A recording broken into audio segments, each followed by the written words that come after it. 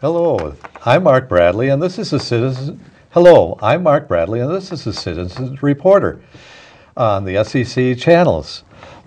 We don't have Diana Longry here today, so I'm acting as moderator. So excuse me if I do a little stuttering and misstating here, but we do have two guests here that will be speaking with you. There is Lauren, who will be speaking, and then there's Mr. Copeland that will be speaking. Good to be with you, Mark. Good to be with you. Yes, it is good to be here. And we'll be starting out by discussing some local issues, and then we'll go to larger range issues today. What we're looking at right now is that we have seen the cities commit to full-scale tear-downs of everything. And I was noticing in the paper today, well, actually, it was actually the paper that was the Tribune of Friday, November 11th, that was discussing about Ramsey County getting a deal on the Arden Hills arms plant, which I think is a good deal because that's one of the few properties that we have for development, that and the Ford plant. But I'm getting very frustrated with a group of people that feel that the only thing we can do is when we have a piece of land, let's build some more apartment buildings on it. What do you gentlemen think about that? Well, certainly on the east side, we've got a lot of single-family homes that are empty, where we've had foreclosures, we've had people leaving the area because of the lack of employment. We need to preserve some of these buildings that are there on the east side for employers to come in, for new entrepreneurs to incubate a business, to employ some people so they can afford to rent some of these homes that are left. I mean, certainly, I know there's some people on the city council at times, I think, that would like to tear down every home that's not occupied and put it in what the city calls a Category 3. But certainly, that makes no economic sense for people that are up against the wall right now financially.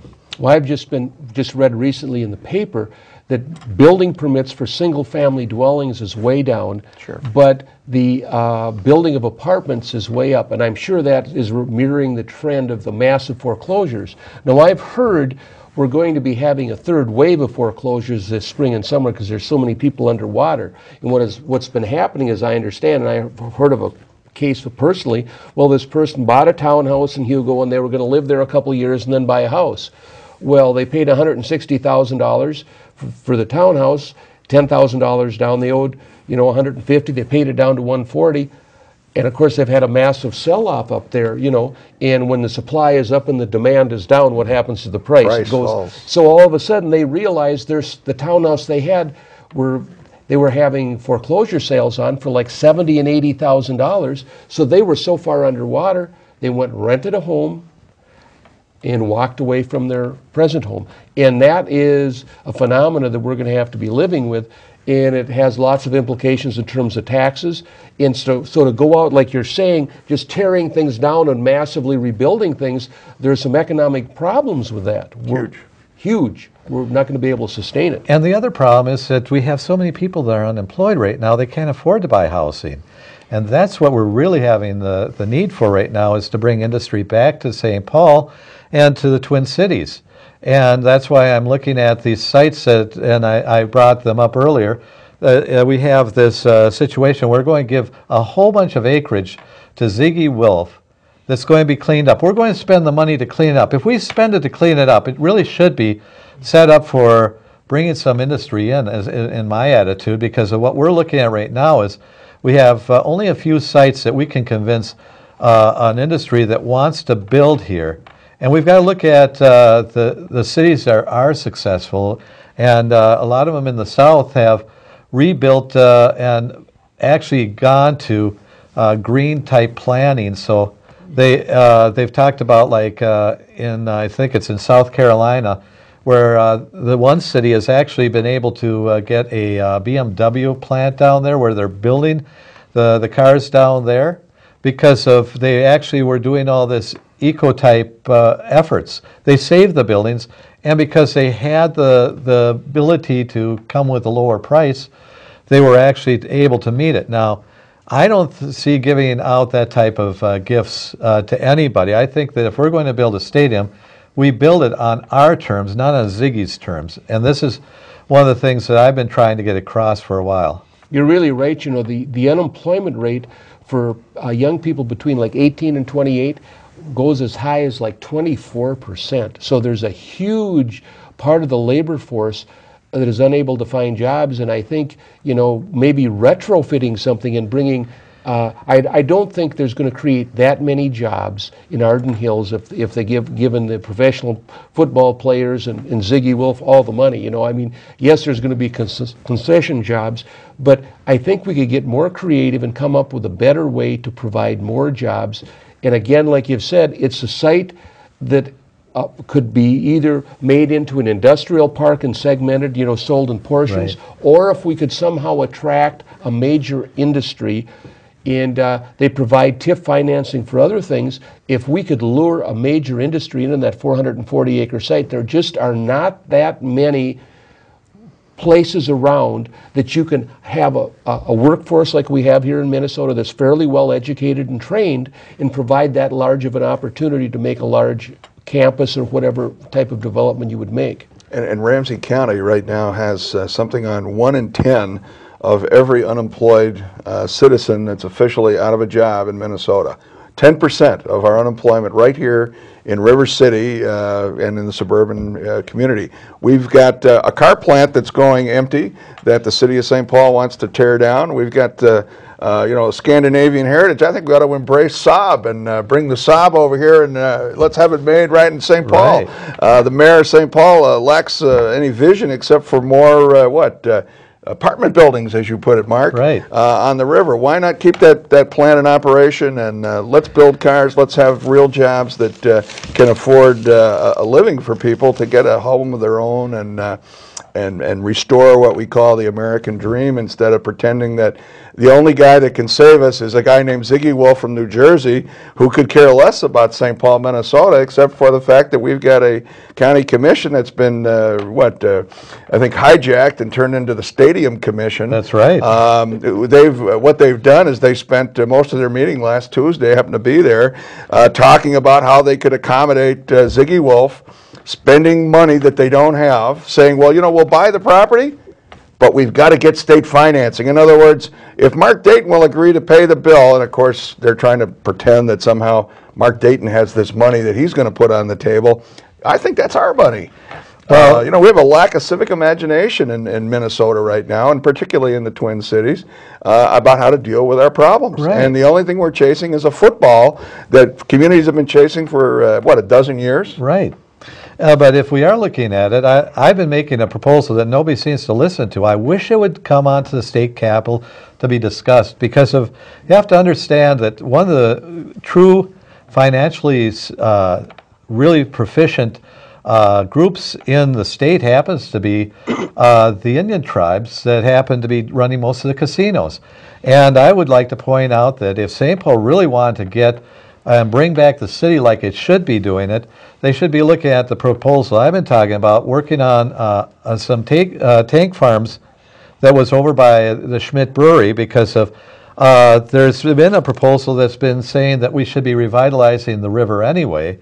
And how we would do that is we could give the old NSP plant, the one that's still sitting down by the river, to the Indians to turn into a casino down there. And if we're arguing if it can be done, remember the Kaposha aren't even recognized right now, and the Kaposha are part of the Mendwakan Sioux family that really would like to have the identity. And I could envision this as being something where we're hand in hand with the Sioux, not trying to take advantage of them, but instead working with them in joint effort, where they have the money, we have the property. And what's going to happen is we're going to recognize that one tribe that has never been recognized, because we never wanted to give up Fort Snelling.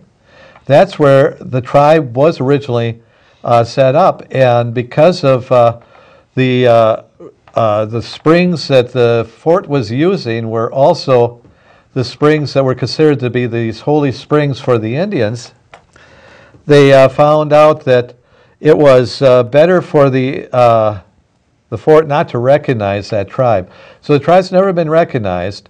Here's you have Turtle Lake, you have Treasure Island. You also have down there the Midwakanton Sioux down in, geez, my mind's slipping. Shakopee. Yes, Shakopee.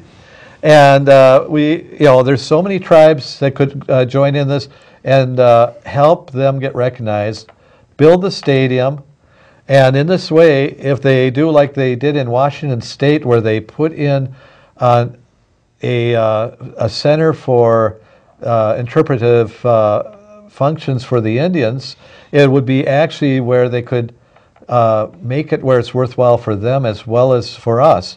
And this would be a beautiful showcase. Well, it seems to me, I saw an article in the newspaper just recently. Well, they were talking about all the buildings that were going to be tearing down around Fort Snelling, and they're going to be making part of this back into a memorial for the Springs. But it seemed to me that there was an awful lot of waste going on there. The buildings didn't seem to be that poor of shape. It seems like, to me, it would make sense to, rather than tear them down, convert them to another use, rather than just bringing the bulldozers in. It's kind of like they lack imagination. They can't. You're right. The same thing with the Ford plant. Goodness, it's even got its own generating plant. Why would you tear that facility down?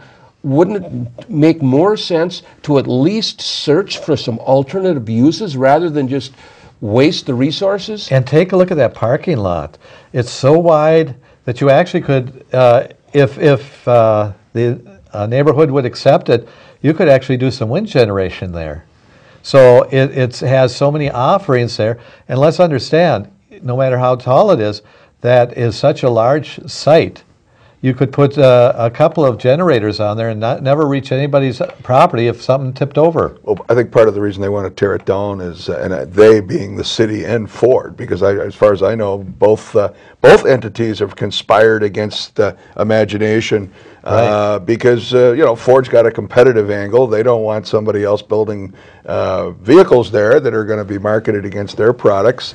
And the city has a big plan to build, as you say, Mark, more apartments. I mean, as though we need more places, in St. Paul, that concentration of, sky stack living when we have, so many vacant properties. I'm sure unofficially the numbers are around 1,500 vacant properties right now in St. Paul, and I don't think it's any doubt that there's probably twice that number that aren't on the official registered vacant buildings list. What's interesting too is that Ford plant was one, in terms of worker output and efficiency, had one of the highest ratings of all the Ford plants, period. I mean, they had the best output and here they're taking one of their most efficient plants and giving it the hatchet. To me, that doesn't make any sense when you have that many trained individuals that are that proficient, that they're at the top level of performance, and then to give them the gate and tear it down.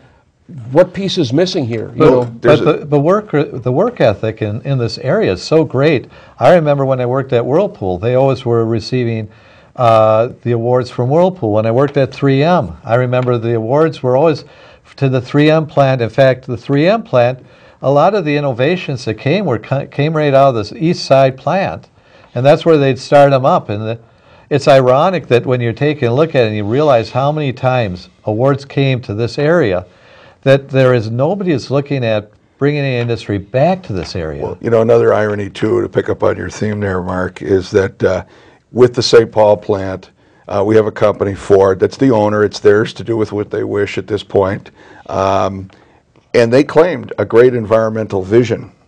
Well, where's the environmental vision? How green is it to tear down a perfectly good building that has so much future potential? That's not a green policy. And the city of St. Paul, Mayor Chris Coleman, wants to brag about all the plug-in cars that we're going to have in St. Paul and all the green opportunities. He's raising the recycling fee from $32 to $54 in his proposed budget. So he's got all kinds of plans for green, except that, again, he wants to tear down a perfectly good building.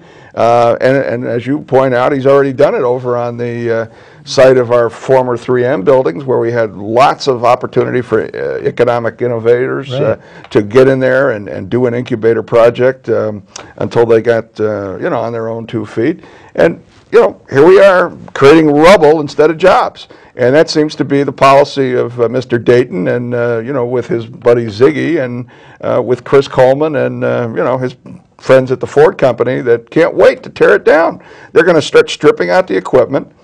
And, it's not as though we've all stopped driving cars. I know there's some people that work for the city that would love to see that because they got that little train there running down Central Corridor, University Avenue.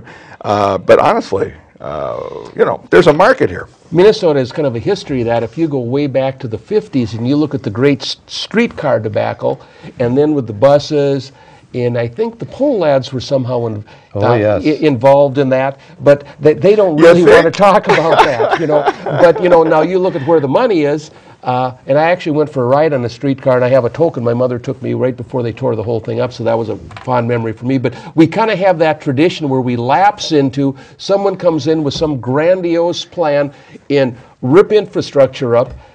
Now, so what do we do? How many years later, putting light rail in? Isn't that pretty similar to streetcars? Are we reinventing the wheel? In fact, if you're in New Jersey, they still have the old streetcars that we used to run on the lines here in Minneapolis and St. Paul. In fact, some of them have the same old advertising in the streetcars.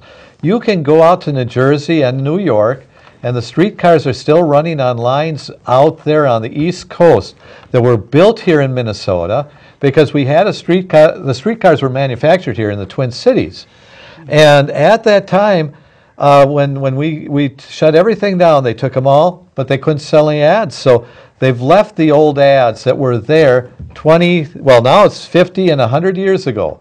And it's the same old ads that were there. And they talk about numbers like calling Franklin 956 or Prospect 249. Yeah.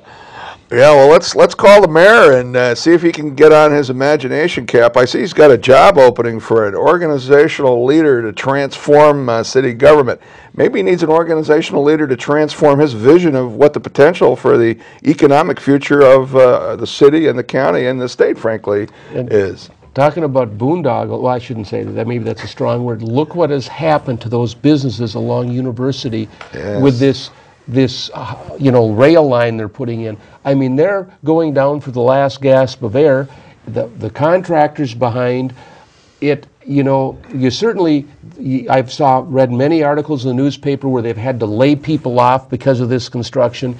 That's certainly, we're paying a double price for that, more than they ever envisioned, and that's because of someone's faulty vision. And as we've talked about on the show before, the Port Authority is the one who's been doing all this, tearing down. And if you're really aware of it, they've been in bankruptcy twice. The second time they've just cleared right now this year, which was almost, I think, a 10-year period at which they were in litigation for their troubles. And they got out this year because of St. Paul just gave them, or was it the state that gave them something like $10 million in bailout money.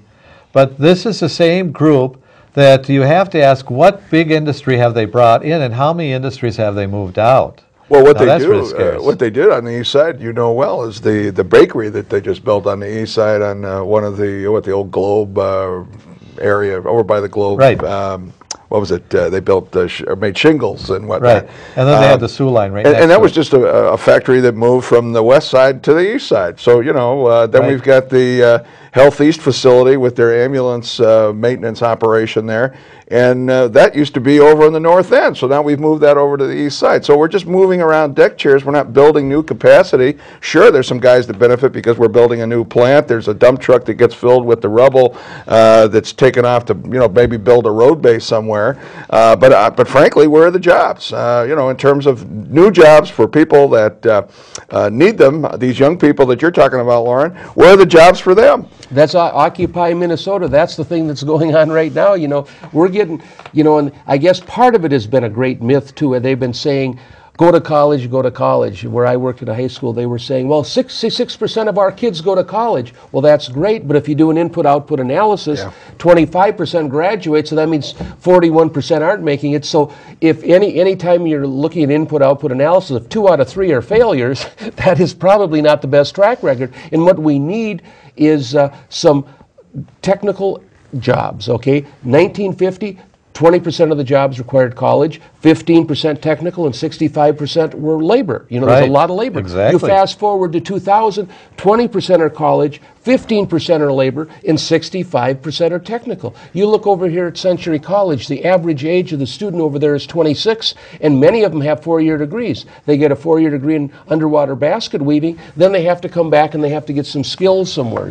And one of the areas, of course, with the demographics of more people being over 55 than under, they're flocking to the healthcare area, which at some point in time is going to be filled, you know, so. Well, being a little over 55 myself, I'm glad that we're going to have some new healthcare people. But seriously, I think the other thing we were missing as an opportunity is, from a state legislative public policy standpoint, is building in some capacity to keep the people we're educating in Minnesota. And I'm not just talking about our Minnesota young folks, but the people that come from all over the country, because they hear all these good things about our schools, and we do have a bunch of them. In fact, a lot of them right here in St. Paul. But what are we doing to keep that intellectual capital that we have subsidized, in effect, and here developed in Minnesota? Right. And why don't I was suggesting that we give a tax credit for part of that first year, second year, maybe third, 5 years into their salary, so that they can pay off their student loans and get a credit for those payments against their income tax, so that we're not breeding people who want to leave Minnesota, but instead attracting top people that want to stay and actually give an economic incentive for them to do it. If I can hitchhike on that, back in 1983, when I was a DECA coordinator, one of the things that the programs that I worked with is it was called the Targeted Job Tax Credit. Now that worked very well, because what it would do is it would subsidize 50% of the wages for the first 6 months if you kept the employee for a year. You know, that was the Targeted Job Tax Credit. The other was the investment credit. Let's say you owed $100,000 in income tax. If you invested in $100,000 of plant improvement, you could trade the investment against your taxes and it would be a wash. And what that did is bring many marginal things out of the woodwork. For example, 3M or I'm trying to think, there was another company in town here that was developing X-ray film. Well, and that type of technology, well, it wasn't profitable at that rate. But if you add the investment credit, you add the targeted job tax credit, that was enough of a boost to get that research and development off the ground, and they would gamble on it if they weren't sure they were going to break even. If they got and again, it was just seed money for kind of like they're talking about shovel-ready construction projects. This is kind of shovel-ready business development, if you just provide a little incentive and kind of lure them out to get them to invest. And what you're talking about has already been done down in South Carolina, which is what I was referring to earlier. I've seen this on Channel 2. I believe it's South Carolina, because I haven't gone back to double check on it, but they were talking about, again, this same situation. What they were talking about was they took part of the lottery funds, because there's a lot of money there. There's another source of funding.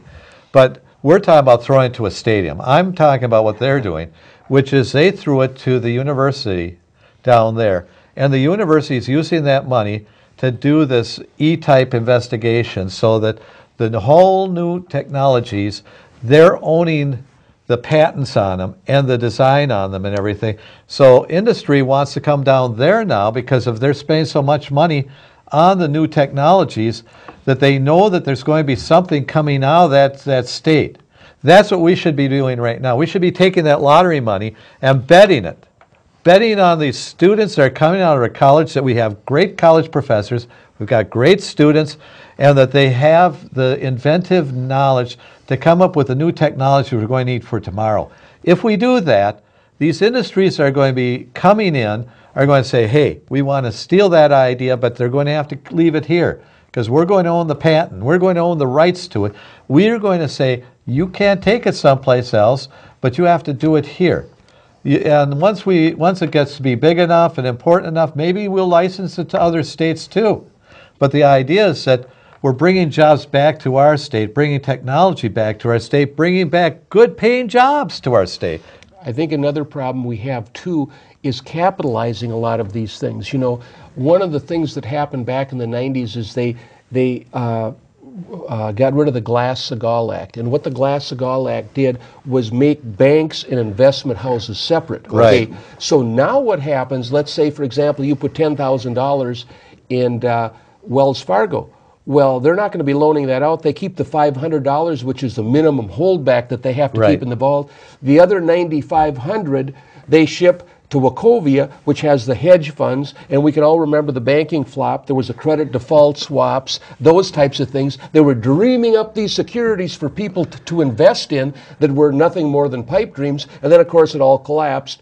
Of course then Paulson under Bush came in with the TARP, and he gave half the $765 billion away with no strings. Of course we know that there was, because he was a former CEO of Goldman Sachs and he had his Goldman Sachs shares in a blind trust, we know that there's no way he'd know that 760, half of that would help Goldman Sachs out, right? Bail him out? I mean, gee whiz. It's actually worse than that, because under Glass-Steagall, there was protection for the public in terms of the banking system. And now we've got, under the Obama administration, they changed the rules so that these banks that went belly up are now, the old investment banks are now considered to be regular old banks that have FDIC coverage. Now, people that are dealing with hedge funds and selling, securities on Wall Street, those are not mom and pop neighborhood banks that deserve any protection from the FDIC. And who's the FDIC? All of us who are That's depositors. right. But and that is the worst policy change that the guy has made.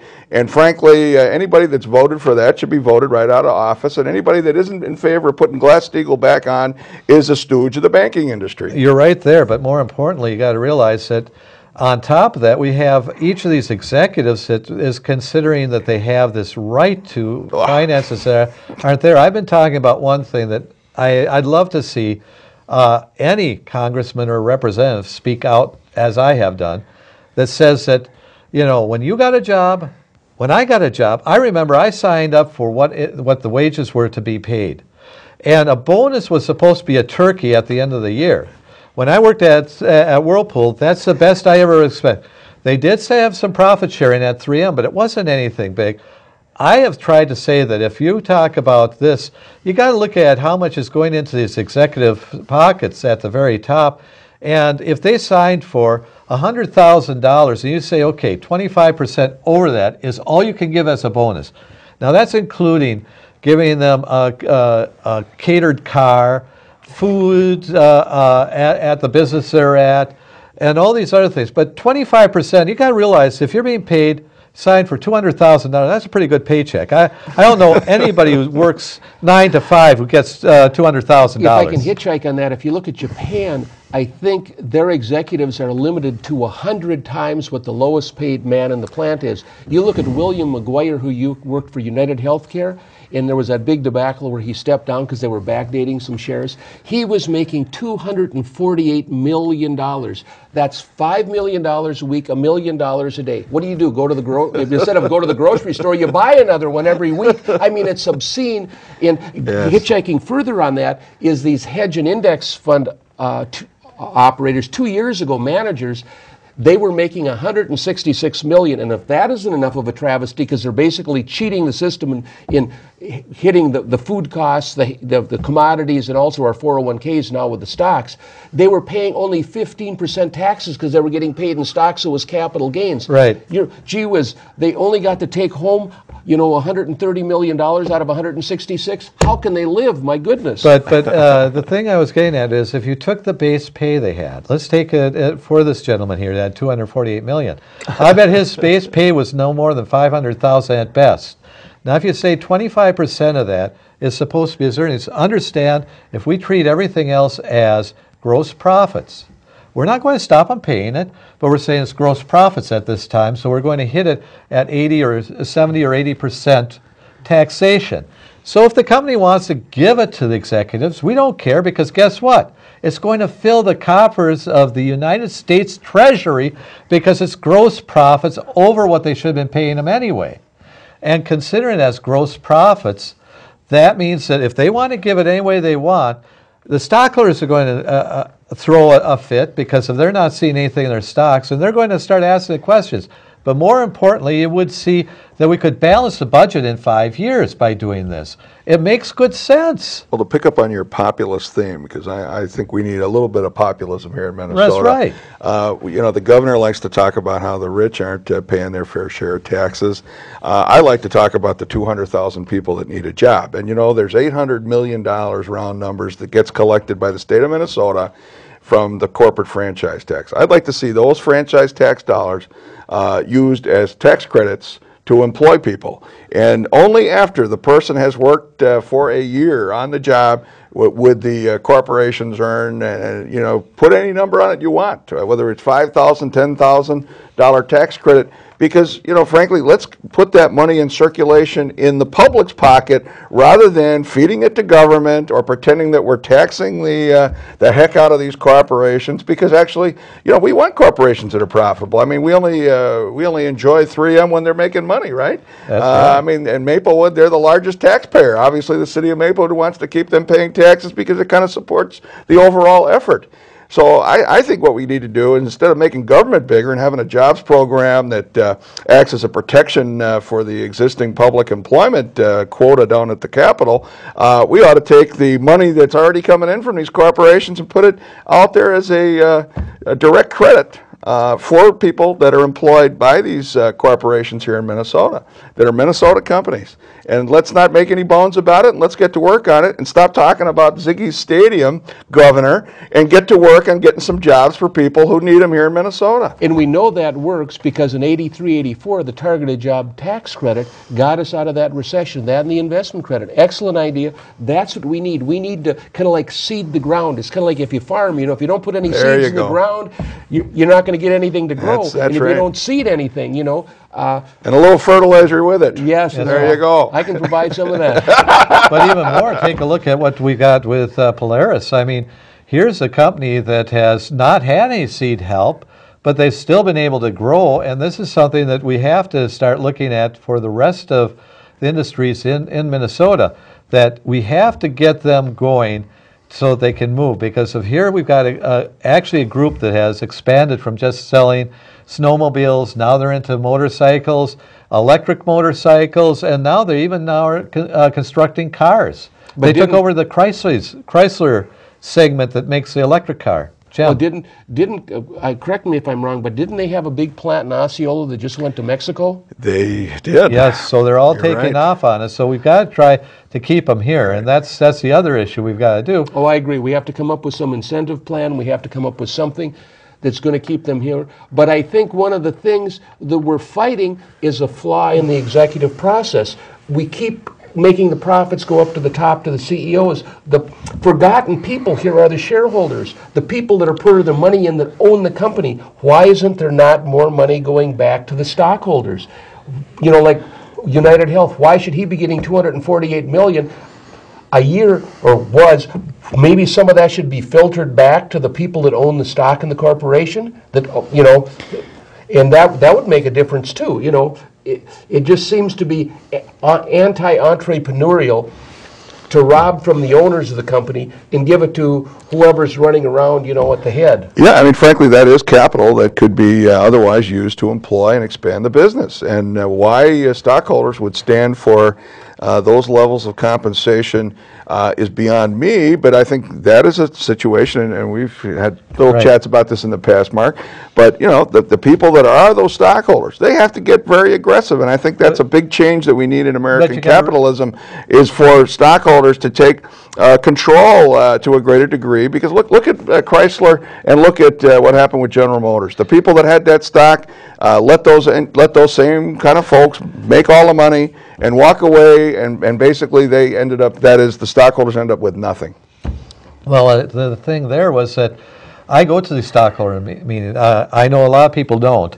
But if you ever go to a stockholders meeting, they have a situation at most companies, and I won't say all of them because I've been to Best Buy and I've been to Ecolab, and I consider them some of the best corporations around. Mm-hmm. But taking some of the others I've been at, and I'll take BMC, which is no longer in existence, Buckby Mears Corporation. I can name them particularly and put a bullseye on it. because of you've got an executive committee that is executives appointing other executives, There you go. the stockholders have no right to speak out at this point. In fact, I remember that Buckby Mears had one of the most premier glass manufacturing groups in the United States. At one time, they were making most of the glasses, but they also had two other product lines that they were major product lines. But they were having problems with their TV mask system because it was not as popular, and they were losing out to the foreign companies. And the executive decided he'd go to France. Well, stockholders did throw a demonstration at the time, but it didn't mean anything because we weren't part of the executive board. The executive board just said, hey, not that many people show up, and when you stand up to speak out, it doesn't matter. They voted him to allow him to go to France. He ended up spending most of his money there, and at that time they moved most of their operations to Italy, and they sold off their number one product. The only thing that was left was the eyeglass part of it, which was they were the number one manufacturer of eyeglass, and they said they were in bankruptcy and all that. Well, the point was they could have filed and reorganized, and only that division would have been able to make them last. And as a stockholder, I would still have some value to my stock. It's all gone now.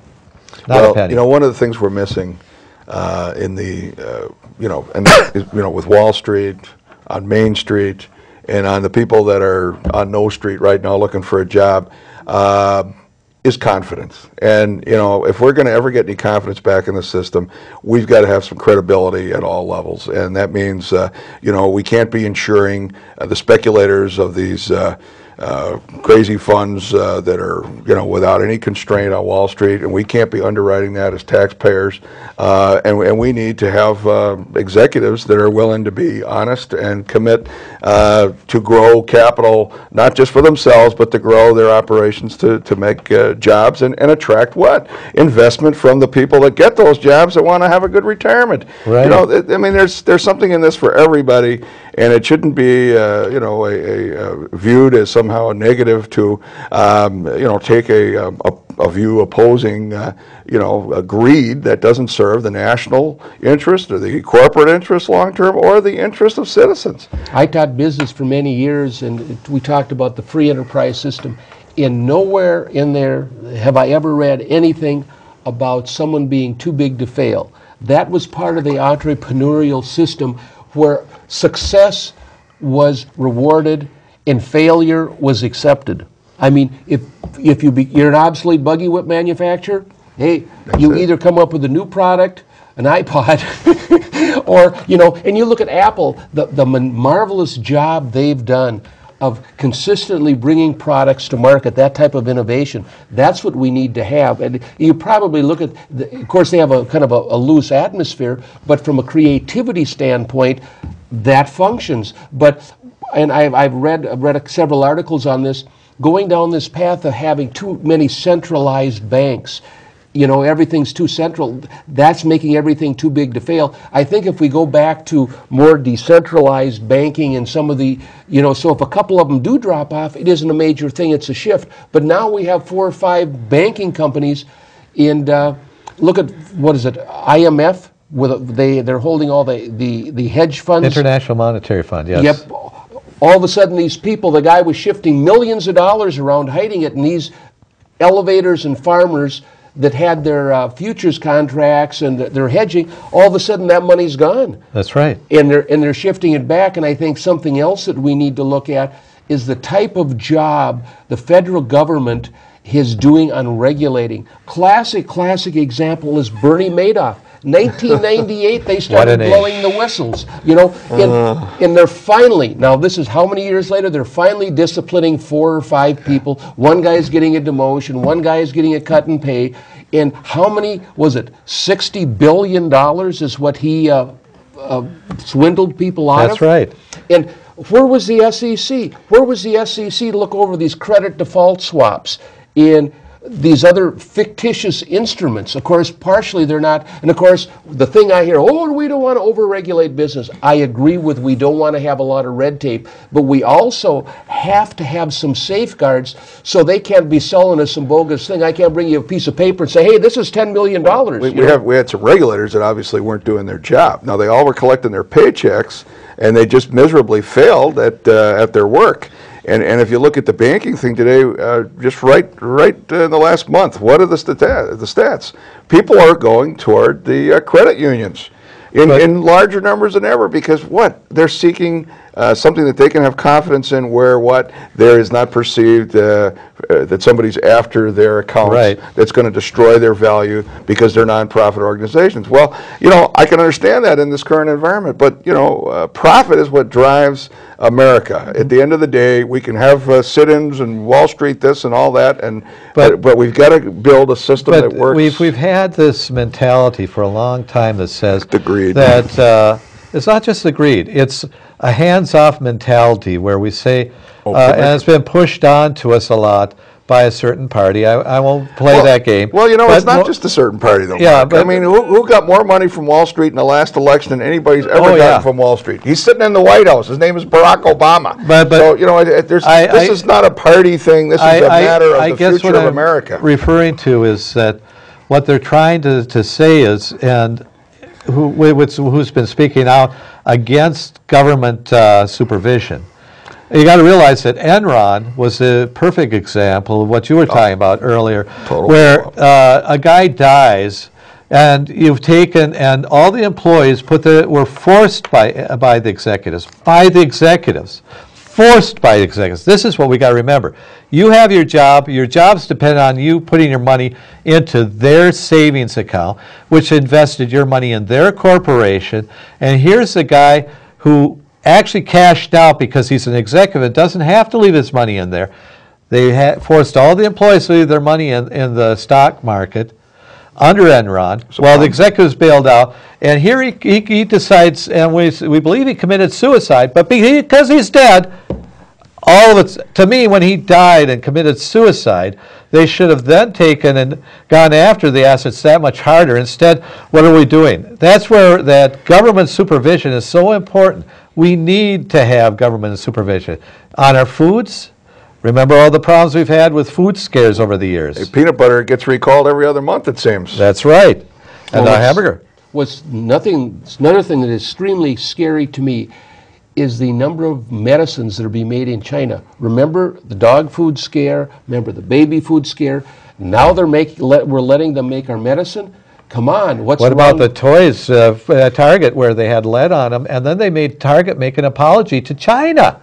Here's China asking for an apology because Target tested the toys and found out they had lead in them, and they wanted to return them to China. And China said, no, you apologize to us. Well, but if we're serious about these things, and the lead in the toys is an issue. I mean, Amy Klobuchar's made a big name regulating lead out of the toys.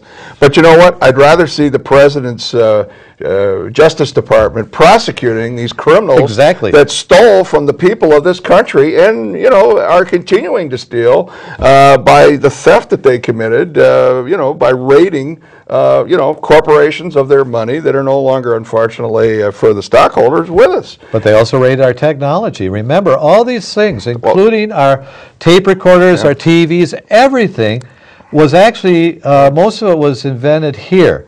And the technology, if we were holding on to the patents and the patent rights, how are they getting out of this country except for the corporate executives are not being regulated by our government correctly? Well, GM, I heard, was threatening to pull the rug out from under the settlement that where the Chinese are investing now in Saab, because it's the GM platforms and the GM technology that have been put into the Saab automobiles. They used to be the owner of the company, and so that could distort that. But here we've got this empty plant right here in River City. Right. We've got trained people that are great, productive workers, as you pointed out, Lauren, the best in the country, and we're putting these people on the sidelines because we can't get ourselves organized? I mean, we're going to tear it down? I mean, how crazy is this? They aren't tearing down auto plants in China. They aren't even tearing them down in Sweden. But there's only one country I know that where they're tearing down auto plants, and it's right here in Minnesota, in St. Paul, and we've got public officials that think that's just fine. But more importantly, this is one of the greenest plants in the United States because of it has its own hydroelectric dam that generates most of its power for it. So it doesn't even have to pay for its power. I don't understand where Ford, GM, or Chrysler, or anybody, including Polaris, would not be looking at that with greed in their eyes because of, geez, you don't have to pay for gas, you don't have to pay for coal, because you're generating off the water that's flowing on the Mississippi River. And the infrastructure's there to deliver the materials to the plant and take away the product. It's called the railroad. It's been doing a great job of it. And as you pointed out, lots of room for windmill technology to supplement the water, but hydropower. If they go to Mexico, then they can pay their people $2.50 a day, and then the executives get all these supermax bonuses for reducing the labor costs by 80%. But you also realize that all the profits are offshore, so then they're able to pocket them themselves. Of course, your top executives again. Well, and think about the other thing, and it never gets any mention by the political leadership of the city of St. Paul or Ramsey County, and that is the tax base. Right. That plant is paying taxes. Now, when they tear down that plant, they're not going to be paying those taxes. How is that helping Ramsey County? How is that helping the city of St. Paul, the school system there? How is it helping the employees that work and live throughout the area? I mean, even in Wisconsin, the Johnson Controls closed their seat plant. They made the seats for the Ranger pickup truck. Right. That's going to be closing, and those jobs are going away. So there's a cascading effect of negative outcomes for workers everywhere, and we sit by. I say collective we, the citizens, and go to the meetings where the Ford guy comes and says, "Oh, I'm going to tear down the plant," and we let that go on. There's got to be a way around that. Well, that's also like right now with Ford, they're discussing that they're going to abandon the Crown Vic, which is one of the largest big cars that's there. I think they did. I think they have already done it. But the thing that bothers me about it is every time you go in, they say, well, that's because we can't build anymore. Let's understand that if we're taking a look at Boeing, they're building a plane that's flying in the sky that has stresses that are far in excess, exceeding anything a car will ever see. And they're doing it on composites. Why didn't Ford go over to Boeing and say, what are you doing with that plane, and can we even take some of your technology back to our plant here in Minnesota and build a Crown Victoria car at about 30% lighter? And that would guarantee that you'd be making those police cars here. And you got to realize that was their number one car for years, and the only reason it's no longer their number one car is because they have to meet those EPA-regulated levels of production. Lack of imagination. That police interceptor, you're absolutely right. And now, there's other little folks fighting over it. I mean, Dodge with that Magnum or the 300 model they're using. Now they're going to use, Ford's going to use the Taurus of all things. Frankly, you had a great vehicle, and as you say, could have had some technological change, could have had some innovation. Oh, that's what we do with 3M, isn't it? Innovation. That's right. So, why aren't we doing these things? Where is corporate America, besides checking out the latest report on their stock, dividend, report quarterly? Well, they're being told that if they go offshore, they don't have to claim it as this, so all their profits are theirs to put in the top executives' pockets. So they don't care what the employees are making anymore, and they don't care about what's happening with the cities anymore because they're shutting down the plants anyway. So what's really it is they're living in their little isolated cocoons of the special high value housing complexes that are very exclusive. But the rest of us are going to be living like back in the 30s, the 20s and the 30s during the Dust Bowl days. I just saw some figures that they're saying the economy isn't going to be back till 2017. Now, first of all, this is a new economy. We have never seen this before, and it's completely different, okay? Because the middle class is fleeting. They're talking about the new next to poor. There was just an article in the St. Paul paper about that today. And you realize that our economy is 75% consumer. So that means if you and I aren't spending at the grocery store, the hardware store, the clothing store, the economy is going to be faltering because it's a multiplier effect. You spend $1, it turns over 10 times before it dies, okay? The whole problem is we've become a consumer economy. They're shipping all the industrial stuff offshore. There's very few jobs. And we're shooting ourselves in the foot by not providing opportunities. And if they continue to let these corporations go offshore, take all their funds there, you know, we're all going to be on food stamps. I mean, that's just the way it's headed. Well, and that is what, a large and growing number of people all right now. And so your prediction is actually in the midst of occurring. Yes, indeed. 15% of the children live in poverty currently. And they're now saying there's a near poverty. Those people that don't live 50% above the poverty line. So if you're making $25,000 or less a year, a family of 4 or whatever it is, it's just amazing. And of course, there was a couple articles in the paper newsletter that said, well, that's not fair, and what about all these other people? Well, it is significant, and I don't personally believe the government is reporting inflation correctly, because the price of everything has just went ridiculous, absolutely ridiculous. Oh, no, inflation isn't up. They're lying to us. That's just simple as that. And we only got about 10 minutes left, and I know Lauren had another subject he wanted to discuss a little bit before we ended this show. Oh, yes, that was very interesting. You know, Newt Gingrich is running for president, okay? And they're saying how they didn't manage that Fannie Mae and Freddie Mac. Well, guess who has been an advisor for Freddie Mac? I believe it's Freddie Mac for the last 10 years, took $1.6 million in advisor's fee. Newt Gingrich. Imagine that. Boy, he must have gave them some tremendously good advice so they could lose all that money, or else they didn't listen to him, one of the two. I just found that hilarious that he was acting as an advisor. And why didn't he say, hey, wait a minute, you can't be giving these loans to people that aren't qualified? You know, there's a correlation between home ownership and values in a community. But you got to realize you're looking at somebody who isn't qualified himself to speak on that type of a thing, because what is his background? I don't think he has a background in managing loan portfolios. So why are we giving him over $1 million to decide what loan portfolios? The story I heard was he was giving them history lessons, and of course he supposedly was a history professor before he got to Congress.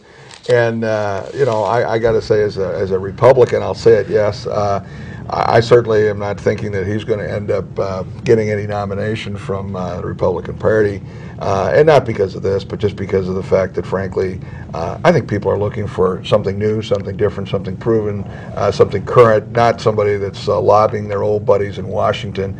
And frankly, I think that's the problem with you know, Secretary Geithner, who's Obama's choice, who couldn't figure out how to get his taxes into the IRS, and yet he's the guy who's the head of the Department of the Treasury. So, you know, I mean, there's bad actors on all sides. I think we all have to admit that, and that's why people are frustrated. They lack confidence, and you know, it's going to be a very interesting election cycle to see who we end up with. Yeah. I want to point out one other statistic. First quarter, we grew at 0.2%, the economy grew. Second quarter, it was 0.3%. And third quarter, they're jumping up and down. The economy grew at 2.6%. That's or 2.6%. That's July through September. Well, what occurs in July through September? Can you say back to school? Yes. Do you know the significant impact of that? And if you further look at that, the definition of depression is negative growth of the GDP. Yep. We were 0.2% away from that in one first quarter, 0.3 a second. I don't think people fully realize the dire situation our economy is in. I mean, we're teetering. I think the people do. I don't think the rich do, and that's why you have this. We were talking about the 99% before. I think that's why you have the public standing up there. They really do get the message. They are the message, and they're saying we're fed up. There's no jobs out there for us. It's like my daughter who had graduated from college, and now she's had 6 years working for Walgreens as assistant manager, but she's got a college degree, and most of the assistant managers don't have college degrees, so it really doesn't matter if she'd gotten that degree, but she's got to still pay off all these debts that are hers that were generated during that time. But again, she's competing against a lot of kids that are coming up that don't have any job history because they can't even find a job today. You know, Bob Cardinal just got elected back to city council, take office in January. He made a point during his campaign that in Maplewood, poverty is at 11%, according to the government. That's their figure. That's the government's figure. Uncle Sam's figure.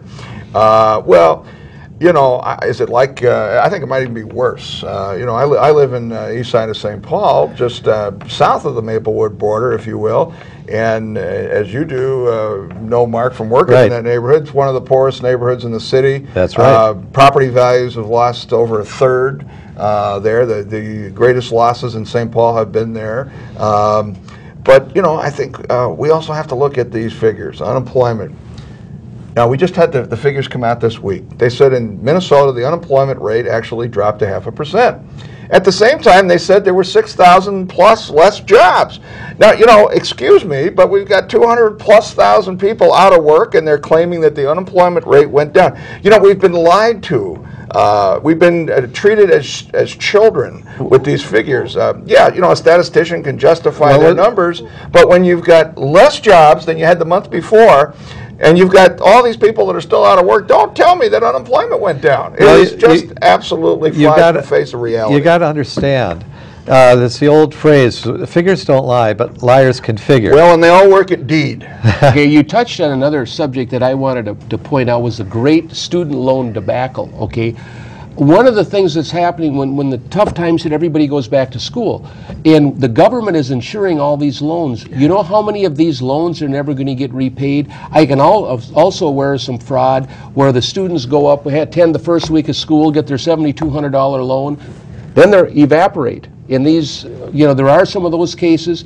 There's a lot of cases where some of these private schools, like I better not name them or I'll get in trouble, but you can go to a vocational school for $4,000 or $5,000 a year. These private vocational schools are $15,000. You get a loan for 2 years. My daughter-in-law went to that for veterinarian assistant, which is what, an $8, $10 an hour job, and she spent 30 grand getting trained for it. What's wrong with this picture? I mean, it's absolute insanity. Now that she's got the loans, and how many of these loans are being defaulted and adding to the government debt?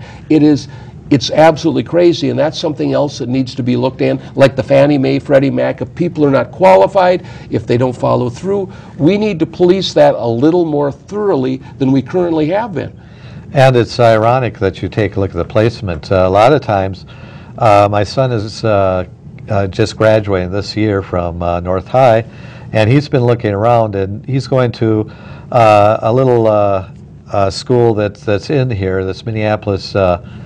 I forget its full name, but it's an educational facility, and basically it has a placement that's in 90%. That you don't see anyplace else, and that's because of this little school. It took only the things they knew people really were still looking for, and they've been working on it, and they are number one now in that position. So they're placing everybody. So that makes it that much harder for all these college kids who spend 6 years, and they've only got, he's only got about a year and a half they expect, and he's got one of the longest courses there. So they run between a year and a half, and they're placing their people. Well, you know, with all this, shall we say, rather glum outlook on the economy that we've been presenting about corporations and unemployment and housing and all the rest, and now education, we ought to take a moment to celebrate a success over in Minneapolis with a charter school. I think it's the Harvard Preparatory School Academy. I'm trying to remember the last part of their name. But these are the folks that are run by a fellow that was an engineer in private business who said, you know, if we had the failure rates that the public school system had with regard to reading and math skills, you know, we'd be shut down. Right. on our line, on our production line. So he's figured out a way where his students actually don't have an achievement gap. He's a school with a majority black student population. I know some of the superintendents have been over to visit his school trying to figure out what is it that he's doing that they aren't. With more money in the public side, right. You know, in the fully public system, we have such terrible results. And here we've got a fellow that knows how to do it with his staff, with kids that are at risk in North Minneapolis, and somehow it's working there. Right. So, there's some good news if we're willing to admit to the models and see that we have a problem that can be solved. We've come up to the end of another hour, and it seems like we've only just started, doesn't it? Yes. So if you have anything that you want to bring to us, or you want to discuss something, we will present it. If you don't wish to speak yourself, give us a call at the Citizen Reporter, and we will be able to carry your issues forward, or you can present them yourself. So please contact us, and if you have anything you want to speak on, please do at this point. We've got about 30 seconds. Everybody should have a great Thanksgiving, and enjoy your families, because at the end of the day, that's what really counts. And hopefully everybody that's out of work will have a job in the new year. We're going to have a little positive attitude here, and maybe we can make it happen. Well, thank you for having me on here with you folks. I always like to help Diana and her shows along. I think we've covered some serious economic issues, and there is some hope. I agree with you, but we have to find the potholes in the road and learn how to avoid them. But I think we've got to be like that 99%ers. We've got to commit to the idea that we are the answer, and we have to hold our top executives to what they have to do. So thank you very much for today, and I'm very happy that you both came here, and I appreciate you speaking out. Thank you, Mark. Thank you. Have a good day.